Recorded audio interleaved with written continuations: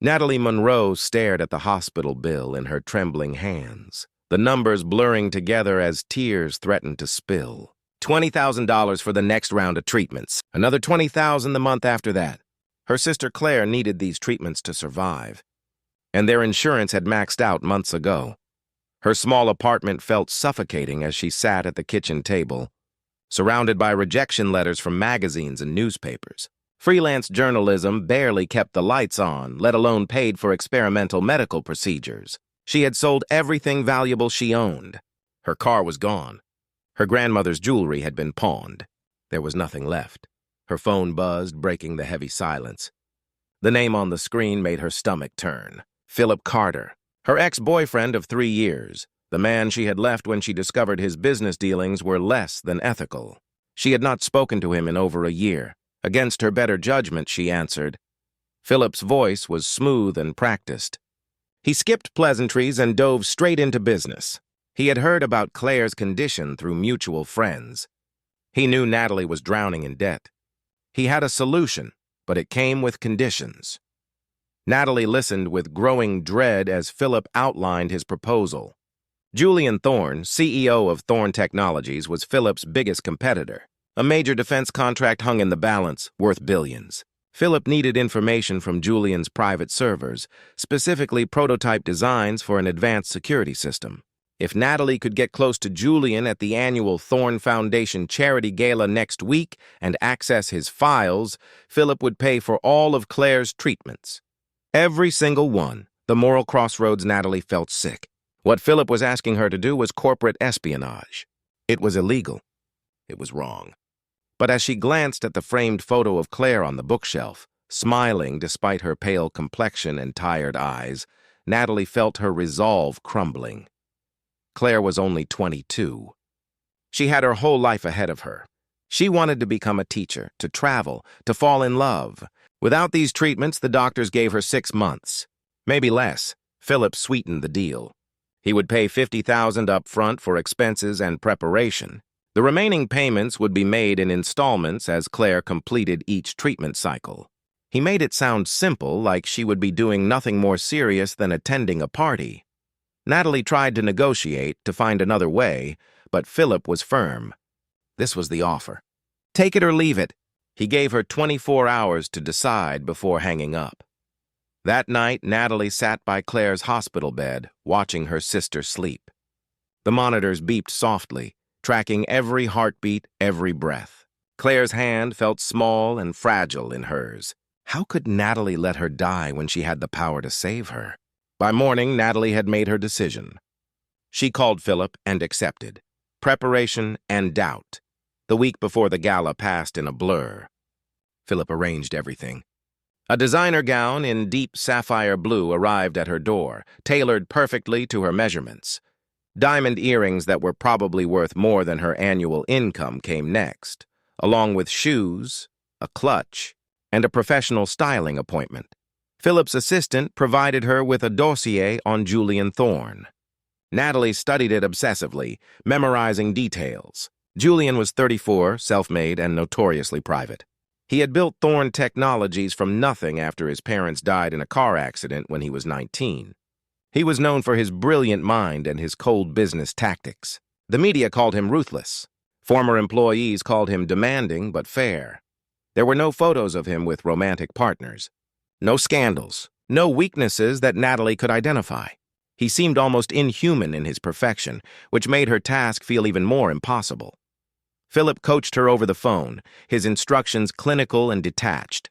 She was to approach Julian naturally, express interest in his foundation's charitable work, and find a way to earn an invitation to his private office or home.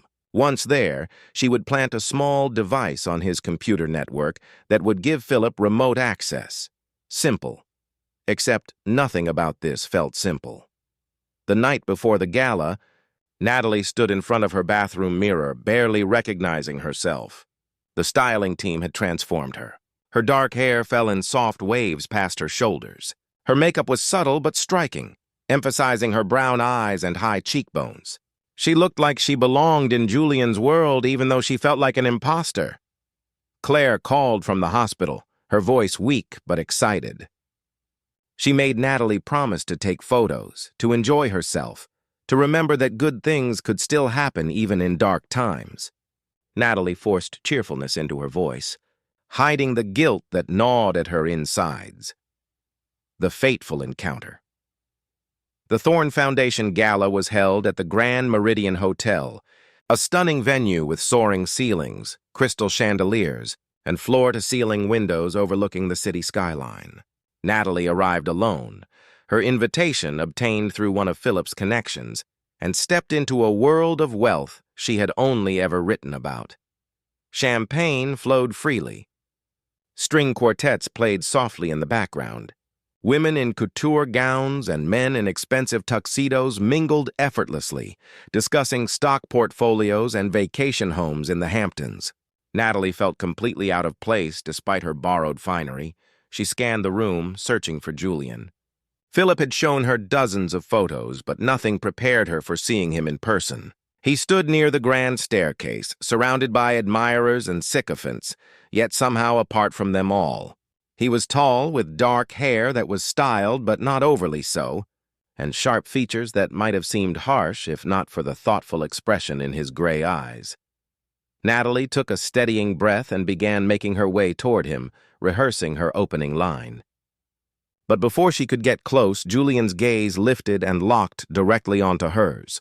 The room seemed to fall away. Everything faded except those gray eyes studying her with an intensity that made her breath catch. He did not smile. He did not look away. He simply watched her with the focus of someone who had been waiting. Then he moved. The crowd parted as Julian walked directly toward her, his strides purposeful and unhurried. Natalie's heart hammered against her ribs. This was not how it was supposed to happen. She was meant to approach him, to control the interaction. But Julian had already taken that power away. He stopped in front of her close enough that she caught the subtle scent of his cologne, something woodsy and expensive. His gray eyes held hers, and when he spoke, his voice was deep and calm, with an edge of something she could not quite identify. The unsettling recognition Julian extended his hand. Natalie Monroe. "I have been waiting for you." Natalie froze. Her mind raced through possibilities. How did he know her name? She had used a fake name on the invitation. Philip had assured her there was no way Julian could connect her to anything. She took his hand automatically, feeling the warmth and strength of his grip. Her voice came out steadier than she felt. "I think you have me confused with someone else. We have never met."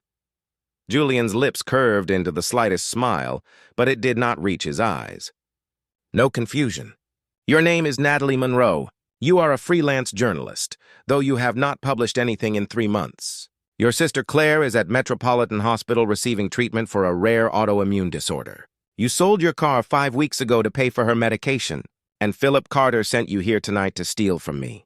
The world tilted. Natalie pulled her hand free, her face draining of color. Every instinct screamed at her to run, but her legs would not cooperate. How could he possibly know all of that? How long had he been watching her? "I don't know what you are talking about," she managed, but the words sounded hollow even to her own ears. Julian studied her for a long moment, his expression unreadable. Then to her shock, he offered his arm. "Walk with me. We need to talk privately. This conversation is not for the crowd." Natalie hesitated, torn between fleeing and needing to understand what was happening. Finally, she placed her hand on his arm, feeling the solid muscle beneath the expensive fabric of his tuxedo. He guided her through the ballroom, past curious glances and whispered speculation, toward a quieter corridor that led away from the main event. They entered a private study, all dark wood and leather furniture with walls lined with books. Julian closed the door behind them, and suddenly the noise of the gala was muted, leaving only the sound of Natalie's racing heartbeat. He turned to face her fully, and in the softer light of the study, she could see the complexity in his expression.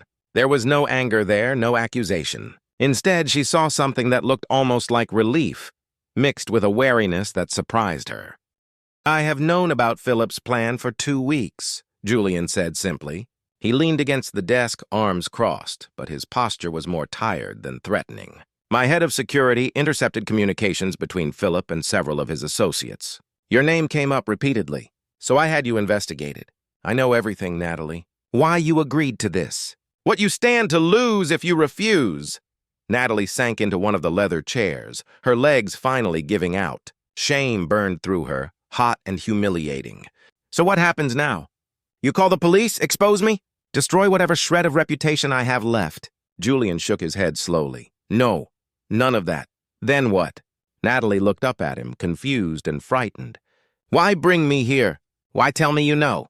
You could have had me arrested the moment I walked through the door, because I wanted to meet you first. Julian moved closer, crouching down so they were eye level. His gray eyes searched hers with an intensity that made her want to look away, but she found she could not. I wanted to see if you were who I thought you were, if you were just another person Philip could manipulate, or if there was something more. Natalie's throat tightened. I am just a desperate woman trying to save her sister. There is nothing special about that. It is pathetic. Desperation does not make you pathetic. Julian's voice softened. It makes you human. And the fact that you are sitting here, clearly terrified and ashamed, tells me you are not the villain Philip tried to turn you into. You are someone who loves her sister more than her own safety or pride. That is not something I take lightly. Tears burned behind Natalie's eyes, but she refused to let them fall. She had cried enough over the past few months. What do you want from me? Julian stood and walked to the window, looking out at the city lights.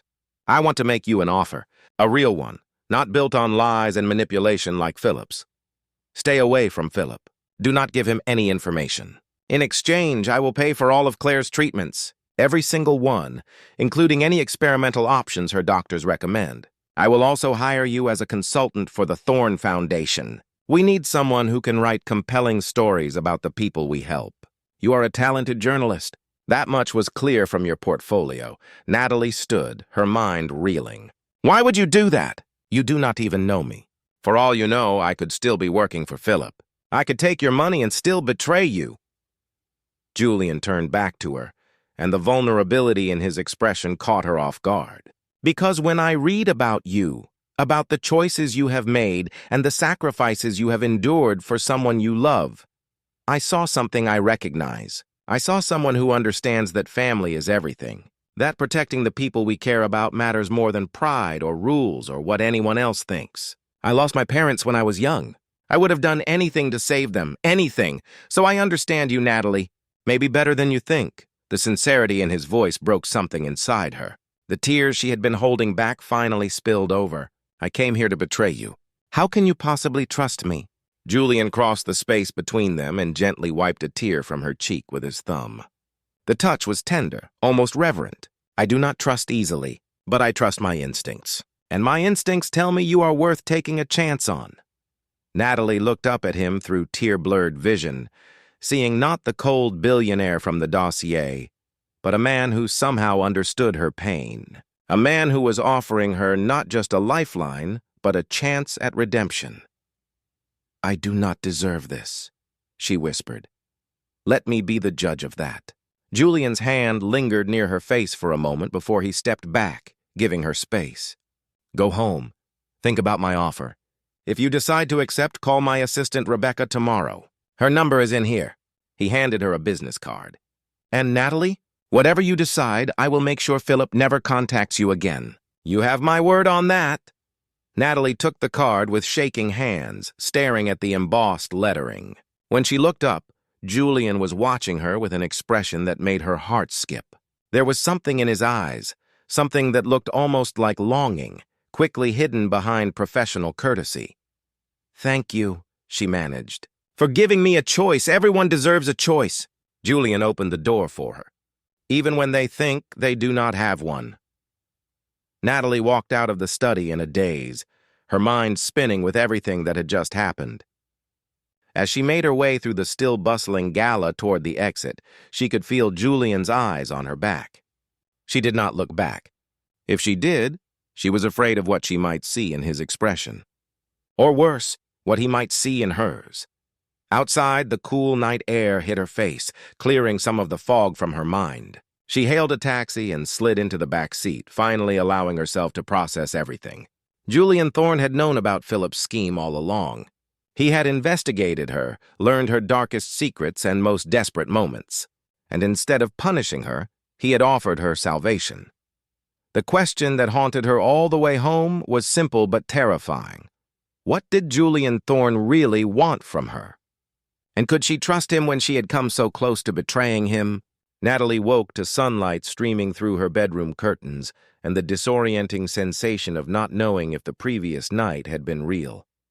She reached for her phone and found Julian's business card on her nightstand, the embossed lettering proof that everything had actually happened.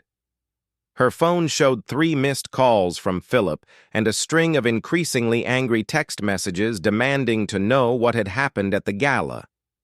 She ignored them all and instead called the hospital to check on Claire. Her sister's voice was brighter than it had been in weeks. The new medication was working. The doctors were cautiously optimistic.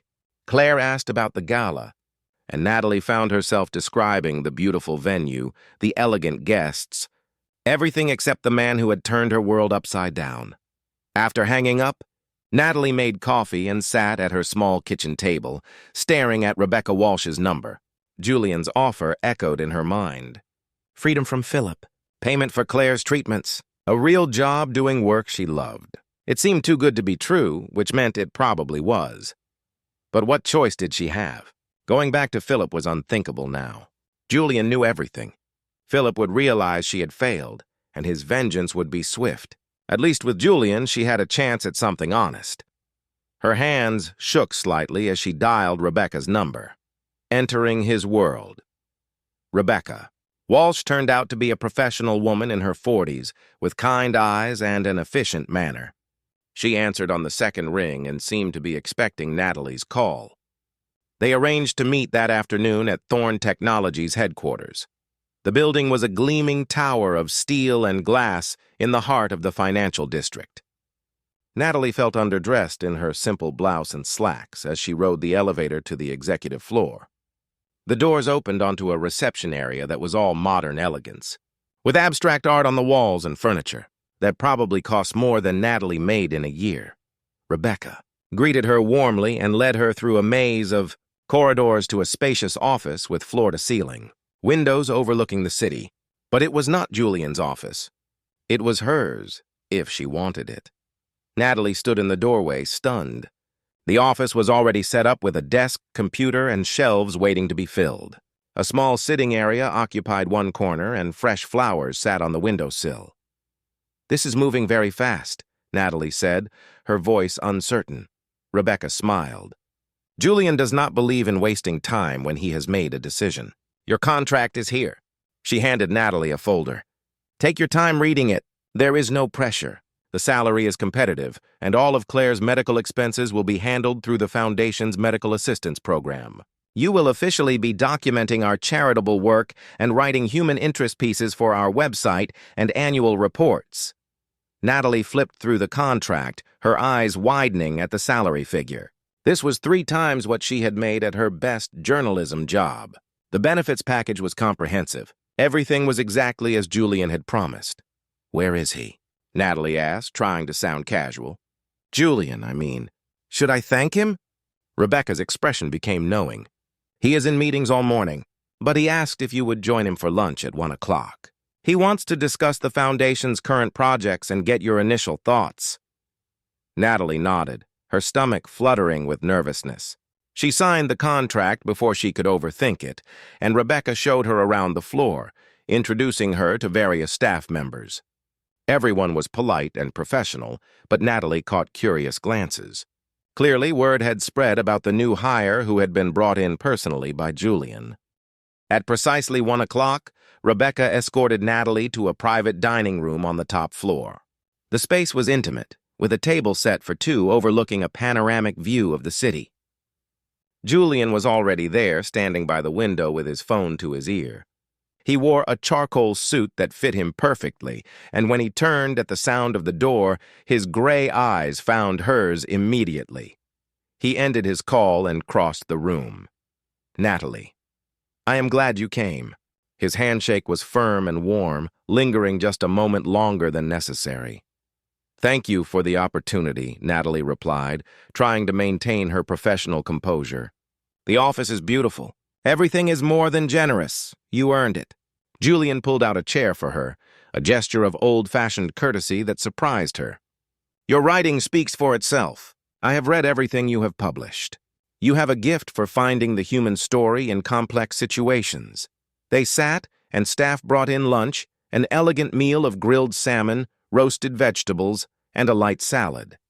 As they ate, Julian talked about the Thorne Foundation's work. They funded medical research, provided scholarships for underprivileged students, and supported disaster relief efforts worldwide. His passion for the work was evident in the way his voice changed, becoming less guarded and more animated. Natalie found herself relaxing despite her initial nervousness. Julian was easy to talk to, asking thoughtful questions about her journalism background and listening intently to her answers. He did not mention Philip or the previous night's confrontation. Instead, he treated her like a respected colleague, someone whose opinions mattered. But as lunch progressed, Natalie noticed small details that did not quite fit the professional narrative. The way Julian's gaze would linger on her face when he thought she was not looking. The careful distance he maintained, as if he did not trust himself to sit too close. The slight tension in his shoulders that suggested he was not as relaxed as he appeared. Can I ask you something? Natalie set down her fork, meeting his eyes directly. Why did you really hire me? You could have anyone for this position. Someone without the baggage I bring. Julian was quiet for a moment, his expression thoughtful. Because most people with perfect credentials have never struggled. They write about hardship from a distance, with sympathy but not understanding. You have lived through loss and desperation. You know what it feels like to be helpless, to watch someone you love suffer. That authenticity will resonate with the people whose stories you tell. That makes sense professionally, Natalie said carefully, but it does not explain why you are being so kind to me. I came to your event planning to betray you. Most people would want nothing to do with me after that. Julian leaned back in his chair, studying her with those penetrating gray eyes. Do you believe in second chances, Natalie? The question caught her off guard. I suppose it depends on the situation. Some mistakes cannot be undone, but people can change. Julian's voice was soft but intense. They can recognize their errors and choose a different path. I believe you deserve that chance. Maybe I am wrong. Maybe I am being foolish. But I would rather take that risk than become so cynical that I cannot recognize genuine remorse when I see it. Natalie felt something shift in her chest, a warmth that had nothing to do with the food or the sunlight streaming through the windows. She had expected judgment and suspicion. Instead, Julian was offering her grace. I will not let you down, she said quietly. I promise, I know you will not. Julian's smile was small but genuine, transforming his usually serious face into something softer. Now, let me show you some of the stories I think you might be interested in covering first. Unexpected connections. Over the following 2 weeks, Natalie threw herself into her new role. She interviewed scholarship recipients, visited medical research facilities funded by the foundation, and began writing profiles that brought the foundation's work to life. Her pieces were compelling and heartfelt, exactly what Julian had hoped for. But as she worked, she found herself increasingly drawn into Julian's orbit. He would stop by her office to discuss projects, always professional but with a warmth in his interactions that seemed reserved just for her. They had working lunches where conversation drifted from business to personal topics. She learned about his difficult childhood after his parents' death, raised by an uncle who saw him as a burden rather than family. She shared stories about growing up with Claire, about their parents who had passed away in a house fire when Natalie was 21, leaving her to raise her teenage sister alone. The more time Natalie spent with Julian, the more she saw past the cold billionaire facade. He was thoughtful and surprisingly funny, with a dry wit that caught her off guard. He remembered small details she mentioned in passing, like her favorite coffee order or the fact that she loved old movies. He would leave books on her desk that he thought she might enjoy, always with a brief note in his precise handwriting. One evening, working late on a particularly challenging article, Natalie looked up to find Julian standing in her doorway with 2 cups of coffee. Thought you could use this, he said, handing her one. You have been at it for hours. Natalie accepted gratefully, noticing he had prepared it exactly how she liked it. You did not have to do that. I am sure you have better things to do than play delivery service. Not really. Julian settled into the chair across from her desk, looking more relaxed than she had ever seen him in his office. His tie was loosened, his sleeves rolled up. Besides, I wanted to see what you were working on. The piece about the children's hospital was remarkable, Natalie. You made me see our work in a completely new light. That is the goal. Natalie smiled, feeling a flush of pride. These stories matter. The people behind them matter. They do. Julian's gaze held hers, and something unspoken passed between them. Natalie felt her breath catch. The air in the office seemed to thicken with tension that had nothing to do with work. Julian stood abruptly, as if sensing the shift. I should let you finish, but do not stay too late. The work will still be here tomorrow. After he left, Natalie sat in the quiet office, her heart racing. She was developing feelings for Julian Thorne, feelings that went far beyond gratitude or professional respect. It was dangerous and complicated, and she had no idea if he felt the same way. The confrontation Philip Carter's patience finally ran out. 3 weeks after the gala, he showed up at Natalie's apartment building, waiting in the lobby when she arrived home from work. His expression was cold fury, barely contained. We need to talk, he said, grabbing her arm as she tried to walk past him. Let go of me. Natalie jerked free, her voice sharp. We have nothing to discuss. You think you can just ignore me? Philip stepped closer, his voice low and threatening. I gave you a simple job, Natalie. One job. And instead, you are working for him. Do you have any idea how that looks? How stupid you have made me! I do not care how it looks. Natalie stood her ground despite the fear crawling up her spine. Your plan was wrong, Philip. I should never have agreed to it. Your sister is going to die without that treatment, and you are suddenly growing a conscience. Philip laughed bitterly. Julian Thorne is using you. He is not some white knight. He is a businessman who saw an opportunity to humiliate me, and you fell for it. He is paying for Claire's treatment, more than you ever offered. And he is giving me a real career, not asking me to commit crimes. Philip's eyes narrowed. You think he is doing this out of the goodness of his heart? Men like Julian Thorne do not do anything without a reason. He wants something from you, Natalie, and when he is done, he will throw you away like garbage. The words struck a nerve, confirming fears Natalie had been trying to ignore. But before she could respond, a familiar voice cut through the tension. Is there a problem here? Julian emerged from the shadows of the lobby, his expression glacial. Natalie had no idea how long he had been there or what he had heard. Philip's face paled slightly, but he recovered quickly, straightening his shoulders. This is a private conversation, Philip said stiffly. Not when you are harassing my employee. Julian moved to stand beside Natalie, his presence solid and protective. I warned you, Philip. Stay away from her. You do not own her. Philip's voice rose.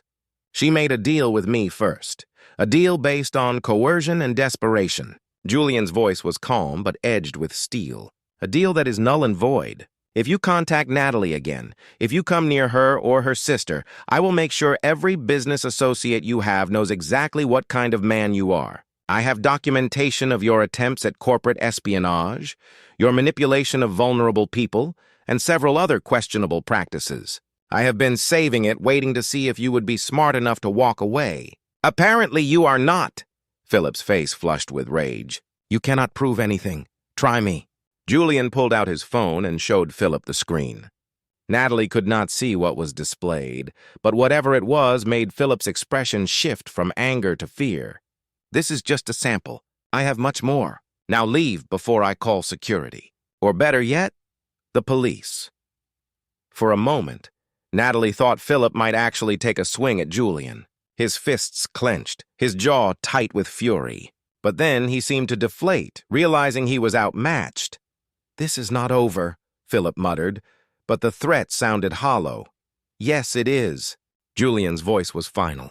And if you ever threaten Natalie again, you will discover exactly how ruthless I can be when protecting people I care about. Philip stormed out, the lobby doors slamming behind him. Natalie released a breath she had not realized she was holding, her legs suddenly weak. Julian's hand found the small of her back, steadying her. Are you all right? His voice was gentle now. The ice melted away. How did you know he would be here? Natalie looked up at him, her mind racing. I did not. Julian's expression was sheepish. I was coming to see you, to bring you this. He held up a folder. Research on a potential story, but I suppose my timing was fortunate. You were coming to my apartment? At 8 at night? Natalie felt her pulse quicken for an entirely different reason now. Julian had the grace to look slightly embarrassed. I know it is unprofessional. I should have called first, but I was in the neighborhood and I thought we could discuss it over dinner if you had not eaten yet. The careful professionalism they had maintained for weeks seemed to crack in that moment. Natalie saw something vulnerable in Julian's eyes, something that looked like hope mixed with fear. The truth revealed.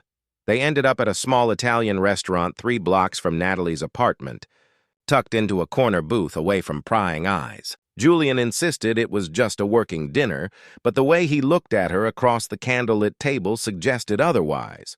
Over pasta and wine, their conversation drifted away from work.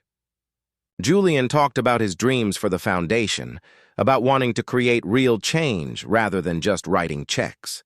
Natalie shared her hopes for Claire's recovery, her desire to rebuild the journalism career she had thought was over. But as the evening wore on, the unspoken tension between them became impossible to ignore. Finally, Natalie set down her wine glass and met Julian's eyes directly. "Can I ask you something honestly?" She took a breath, gathering courage. "Why did you really offer to help me? Philip said you are using me somehow, and I want to hear the truth from you. Not the professional reasons. The real reason." Julian was quiet for a long moment, his fingers tracing patterns on the tablecloth. When he finally spoke, his voice was low and raw with emotion. "Because from the moment I saw your photograph in the investigation file, I could not stop thinking about you." His gray eyes lifted to hers, vulnerable in a way she had never seen. "I read about your life, about everything you have sacrificed for Claire, and I felt something I have not felt in years. Connection, recognition, like I was looking at someone who understood what it means to carry the weight of responsibility for someone else's life." He leaned forward, his intensity focused entirely on her. "When you walked into that gala, I was not just waiting for a corporate spy to catch. I was waiting to meet the woman whose story had haunted me for 2 weeks. The woman whose determination and love for her sister reminded me why I built this company in the first place. Not for money or power, but to have the resources to protect people who could not protect themselves." Natalie's heart hammered in her chest. "So you knew about Philip's plan and you let it happen anyway just to meet me? I know how that sounds." Julian ran a hand through his hair, frustrated with himself. "But yes, I could have exposed Philip weeks before the gala. I could have warned you off. But I wanted to see you face to face. I wanted to know if the woman in those reports was real or just a narrative I had built in my head." "That is incredibly manipulative," Natalie said, but her voice lacked real anger. She felt something else entirely, a strange mixture of flattery and fear. "You played games with my life, Julian, I know, and I have regretted it every day since." His hand reached across the table, not quite touching hers, but close enough that she could feel the warmth. "But I could not let Philip hurt you, and I could not let you disappear from my life before I had a chance to know you. Does that make me selfish? Absolutely. But I will not apologize for wanting to protect you or for wanting to give you the opportunities you deserve." Natalie stared at their almost touching hands, her mind spinning. Everything she thought she understood about Julian and his motivations had just been turned upside down. He had not just been offering her a job or helping her out of kindness. He had been drawn to her from the beginning, orchestrating circumstances so their paths would cross. It should have terrified her. It should have sent her running. But instead, she felt a dangerous thrill. Because if she was honest with herself, she had been drawn to him too. Not just to his power or his money, but to the man beneath the billionaire facade. The man who understood loss and responsibility. The man who looked at her like she was the most important person in the world. "I should be angry with you," she whispered. "Are you?" Julian's eyes searched hers. Natalie's hand closed the distance, her fingers intertwining with his. "I do not know what I am. Confused, overwhelmed, but not angry. Maybe I should be, but I am not." Julian's grip tightened on her hand, his thumb stroking across her knuckles. "I have wanted to do this for weeks, touch you, be honest with you. But I was afraid. Afraid you would think I was just another powerful man trying to control you. Afraid you would leave before I had a chance to show you that what I feel is real. What do you feel?" Natalie needed to hear him say it. Julian stood, pulling her up with him. He cupped her face in his hands, his gray eyes intense and filled with an emotion that made her breath stop.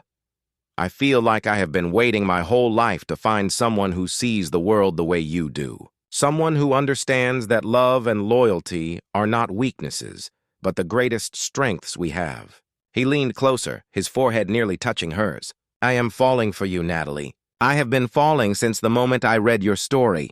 And if you tell me to walk away right now, I will. But I need you to know the truth first." Natalie's heart soared and plummeted at the same time. Every logical part of her brain screamed that this was too fast, too intense, too complicated. But her heart, the part that had been frozen and guarded for so long, was thawing under the warmth of his confession. "I came to your gala to betray you," she said, her voice breaking. "How can you possibly trust me with your feelings? Because you did not betray me." Julian's hands were gentle on her face. "You could have. You had every reason to. But when it mattered, you chose honesty over desperation. That is who you are, Natalie.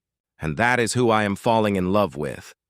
The words hung between them, huge and terrifying and wonderful.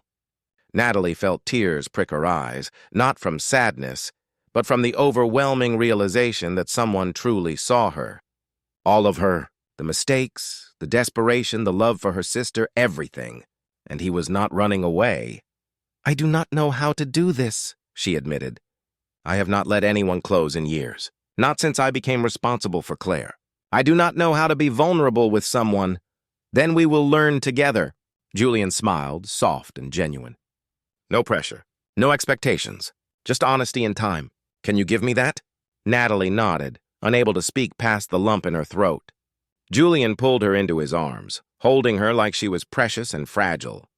She buried her face against his chest, feeling his heartbeat steady and strong beneath her cheek. For the first time in longer than she could remember, Natalie felt safe.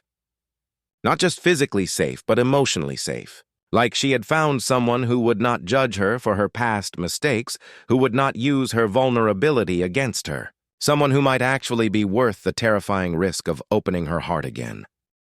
The morning sun filtered through the hospital room curtains as Natalie sat beside Claire's bed, watching her sister sleep peacefully. The latest round of treatments had been remarkably successful. Claire's color had improved, her energy was returning, and the doctors were using words like remission and recovery instead of the grim prognoses they had given months ago. Natalie held Claire's hand gently, overwhelmed with gratitude. Julian had kept every promise. The bills were paid. The experimental treatments were approved. Claire had access to the best medical team in the country. Everything that had seemed impossible just weeks ago was now reality. Claire stirred, her eyes fluttering open. She smiled when she saw Natalie. "You stayed all night again. You need to take care of yourself too, you know. I am fine." Natalie squeezed her hand. "Besides, I wanted to be here when the doctors made their rounds. They are talking about releasing you next week if your blood work continues improving." "Really?" Claire's face lit up with hope. "I can finally go home? Home and back to planning your future." Natalie felt tears of joy threatening. "Your college applications can be your focus now instead of treatment schedules."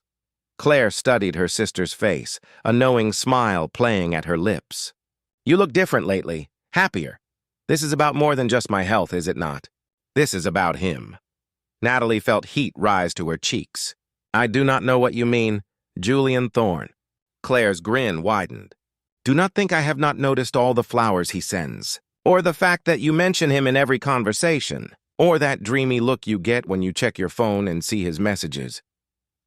"We are just working together," Natalie protested weakly, but even she could not keep the smile from her face. "It is professional, right?" "Professional." Claire laughed, the sound bright and healthy. "Tell me about him." The real him, not the business magazine version. Natalie hesitated, then found herself opening up. She told Claire about Julian's kindness, his intelligence, the way he listened when she spoke like her words truly mattered. She described his passion for helping others, his dry sense of humor, the vulnerability he showed only to her. She even confessed the growing feelings she could no longer deny. He sounds wonderful. Claire's expression grew serious. But I can see you are scared. What is holding you back? Natalie looked down at their joined hands. Everything happened so fast. A month ago, I was planning to spy on him for Philip. Now I am working for him, and he is paying for your treatment, and I am developing feelings I cannot control. What if I am just grateful? What if I am confusing gratitude with something deeper? Do you think about him when you do not have to? Claire asked gently. When you are not at work or thinking about his generosity, do you wonder what he is doing, wish you could share random moments with him, feel lighter when you hear his voice? Natalie nodded slowly. All the time. Then it is not just gratitude. Claire squeezed her hand. You deserve happiness, Natalie. You have spent years taking care of me, sacrificing everything for my health. Let someone take care of you for once. If Julian makes you happy, do not push him away because you think you do not deserve it. The confession. That evening, Natalie returned to her apartment to find an envelope slipped under her door. Inside was a handwritten note from Julian in his precise script. Meet me on the rooftop at sunset. I have something important to tell you. Please come. Natalie's heart raced as she changed into a simple but elegant dress and made her way to the building's rooftop terrace. The space was usually locked, but tonight the door stood open. She stepped out into the golden light of early evening and stopped in her tracks. The rooftop had been transformed. String lights hung overhead, creating a canopy of soft illumination. A small table was set with candles and flowers. And standing beside it, looking nervous in a way she had never seen him, was Julian. You did all this. Natalie walked forward slowly, taking in the romantic scene. I wanted somewhere private. Somewhere we could talk without interruptions or professional boundaries. Julian's gray eyes were intense as they met hers. I need to tell you something, and I need you to hear all of it before you respond. Natalie's stomach fluttered with nerves. All right. I am listening. Julian took a deep breath. When I told you I had been investigating Philip's plan, I was not entirely honest about the timeline. The truth is, I knew about you before Philip ever approached you with his scheme. What? Natalie felt confusion wash over her. How is that possible? Julian pulled an old photograph from his jacket pocket and handed it to her. Natalie stared at the image. It showed two teenagers at what looked like a summer fair. A young girl with a bright smile was laughing at something, her hand resting on the arm of a lanky boy who gazed at her with obvious adoration. Recognition hit her like a thunderbolt. The girl was her, maybe 16 or 17 years old. And the boy, though younger and less polished, had the same gray eyes as the man standing before her. Oak Ridge Summer Festival, Julian said quietly. 12 years ago. You were there with your family? I was there working a booth to earn money for college applications. We spent the entire day together. You told me about your dreams of becoming a journalist. I told you about wanting to build something meaningful with my life. We watched the fireworks together that night, and you said it was the perfect day. Natalie's hands trembled as memories flooded back. She remembered that day. Remembered a sweet, awkward boy who had made her laugh. They had exchanged phone numbers, promised to stay in touch. But then her parents had died in the house fire 2 weeks later, and everything had fallen apart. She had changed her number, moved to take care of Claire, and lost touch with everyone from her old life. You were that boy? Natalie looked up at Julian, seeing him with completely new eyes. I thought about you sometimes over the years. Wondered what happened to you. I never forgot you. Julian stepped closer. That day changed my life, Natalie. You were the first person who looked at me and saw potential instead of poverty.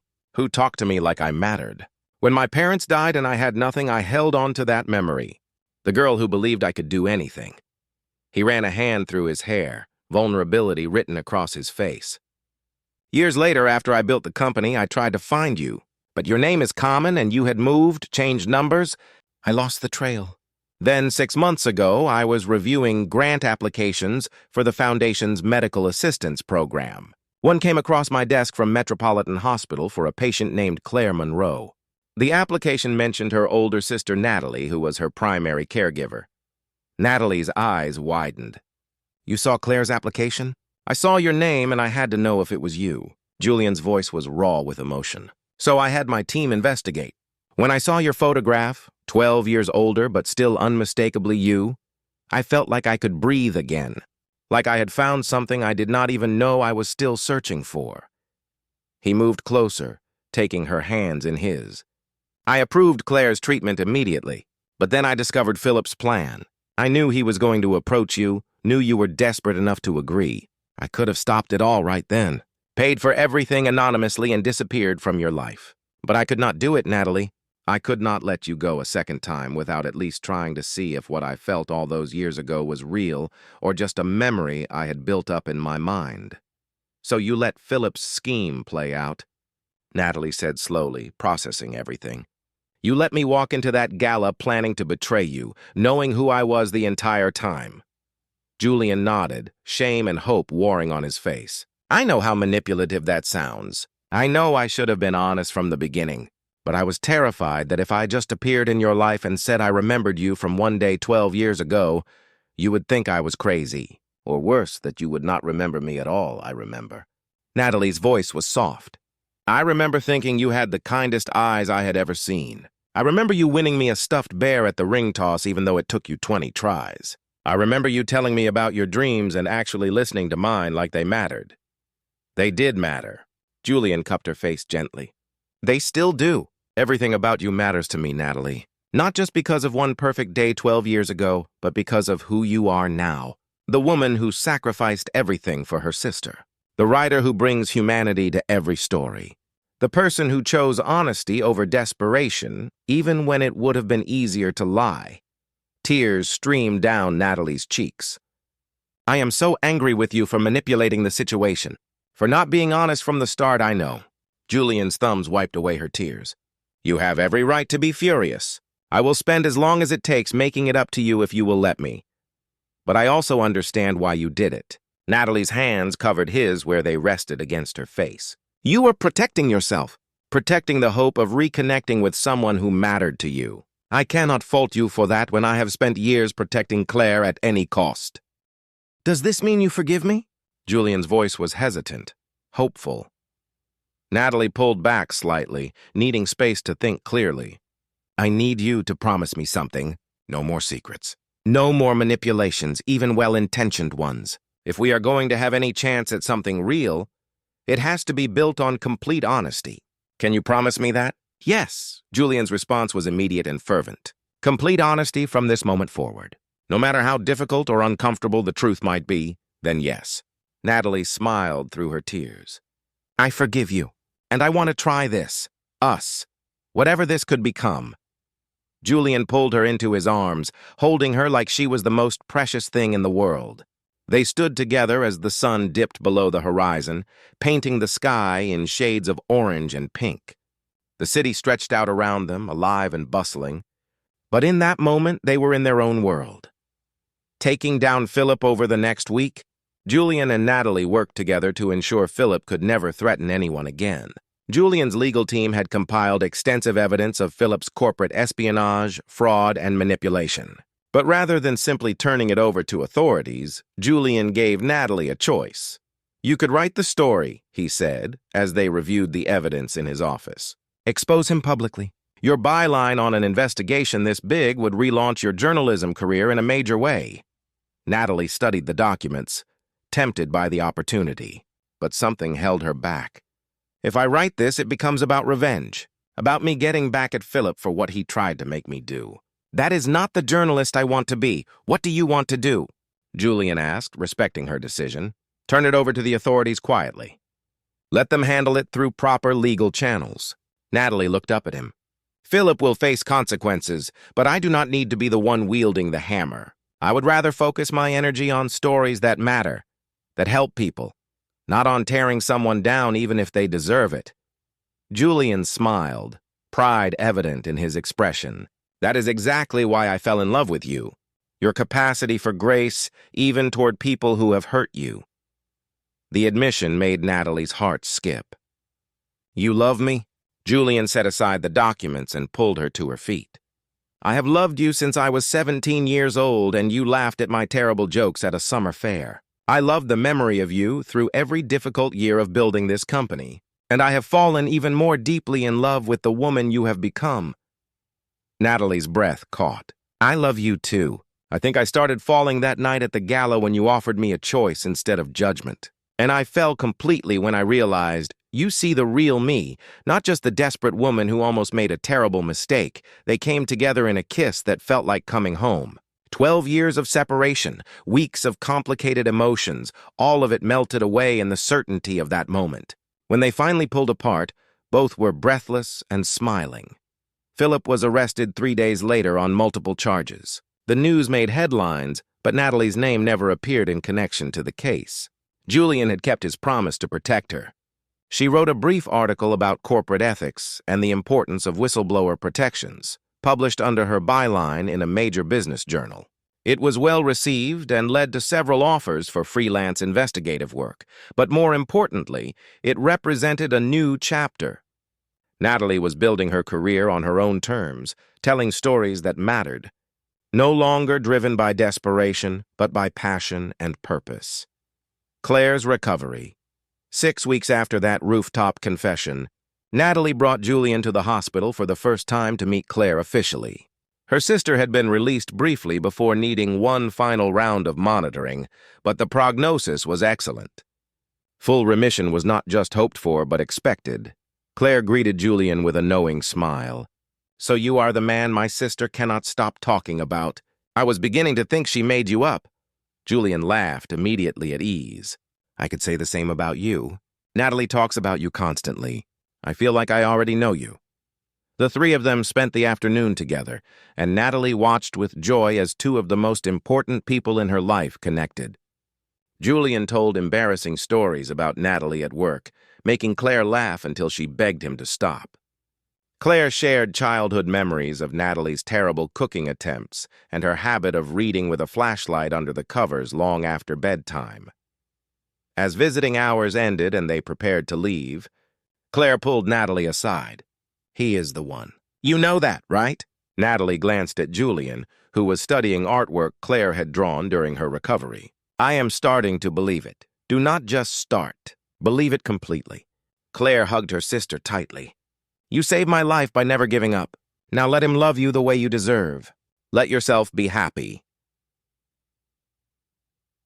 The proposal. 3 months later, on a crisp autumn evening, Julian took Natalie back to Oak Ridge for the annual festival. They walked through the same fairgrounds where they had met as teenagers, now seeing everything through the lens of the life they were building together. Julian stopped at the ring toss booth where he had won Natalie that stuffed bear years ago. Want to see if I still have the touch? Natalie laughed. I still have that bear, you know. It sits on my bookshelf at home. Julian paid for a round, but instead of tossing the rings, he turned to face her. His expression was serious, vulnerable, and filled with love. Natalie, 12 years ago, I met a girl at this fair who changed my life. She showed me kindness when I had nothing to offer in return. She believed in me when I barely believed in myself. He took her hands in his. Months ago, I found her again. And this time, I had the resources to offer her everything I had promised myself I would achieve. But what I discovered was that all the money and success meant nothing compared to having her back in my life, compared to loving her and being loved by her. Julian dropped to one knee, pulling a small velvet box from his pocket. Natalie's hands flew to her mouth as tears spilled down her cheeks. You came into my life planning to deceive me, but instead you gave me something infinitely more valuable. You gave me your honesty, your courage, your heart. Julian opened the box, revealing a stunning ring that caught the festival lights. Natalie Monroe, will you let me spend the rest of my life loving you, supporting you, and building a future with you? Yes. The word came out as a whisper, then stronger. Yes, Julian. 1,000 times yes. He slipped the ring onto her finger and stood, pulling her into a kiss as the fairgoers around them erupted in applause. When they finally broke apart, both were crying and laughing at the same time. I love you, Natalie said, holding his face in her hands. Thank you for seeing me when I could not see myself. Thank you for giving me a second chance. We gave each other second chances. Julian kissed her forehead. And I promise to spend every day proving that I deserve the gift of your love. Epilogue. 1 year later. Grand ballroom of the Meridian Hotel was filled with guests celebrating the annual Thorne Foundation Gala. But this year was different. This year, Natalie Thorne stood beside her husband as co-director of the foundation, having married Julian in an intimate ceremony 6 months earlier. Claire, now healthy and enrolled in college to pursue her teaching degree, worked the room with confidence, sharing her story with donors and inspiring others with her resilience. She wore a silver dress and a smile that spoke of second chances and bright futures. As the evening wound down, Julian pulled Natalie onto the dance floor. They swayed together as the orchestra played, comfortable in the silence and the closeness. "Do you remember the first time we danced?" Julian murmured against her hair. "Right here in this ballroom? How could I forget?" Natalie leaned back to look at him. "I was terrified. You knew all my secrets, and I thought my life was over. And now I know that night was not an ending." Natalie smiled. "It was the beginning of everything that mattered. You saw past my mistakes to the person I could become. You gave me hope when I had none left. You gave me something far more valuable." Julian's gray eyes were soft with emotion. "You gave me back the ability to trust, to love, to believe that some things are worth taking risks for. You taught me that the best things in life are not the ones you plan for, but the ones that find you when you are brave enough to be vulnerable." They continued dancing, two people who had found each other twice against impossible odds. Around them, the gala continued. Lives were changed by the foundation's work, and hope was planted in hearts that had forgotten how to dream. But in that moment, Natalie and Julian were back at a summer fair 12 years ago. Two teenagers who had seen something special in each other. Two souls who had recognized a connection that time and circumstance could not erase. Natalie had walked into Julian's life planning to deceive him. But in the end, she had found something far more precious than money or security. She had found a love that saw her completely, accepted her fully, and chose her every single day. And Julian, who had spent years building an empire to prove his worth, discovered that his greatest achievement was not his company or his wealth. It was the woman in his arms who had taught him that true strength lies not in power, but in vulnerability, not in control, but in trust, not in perfection, but in the courage to love despite past wounds and future uncertainties. As the music swelled and the lights dimmed, they held each other close, knowing that whatever challenges lay ahead, they would face them together. Two people who had come to each other through deception and desperation, only to find redemption and a love that would last a lifetime. The end.